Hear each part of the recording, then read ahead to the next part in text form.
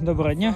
Насадив я тут хурми, укутав цю тільки чорним агроволокном, ті дві спочатку чорним, а потім білим. Передає в нашій місцевості мінус 28, тому збираюся ось лопатою обкидати сніг. Так, ну, такий захист зробив, десь половину штамбу вкрив, сподіватися на краще.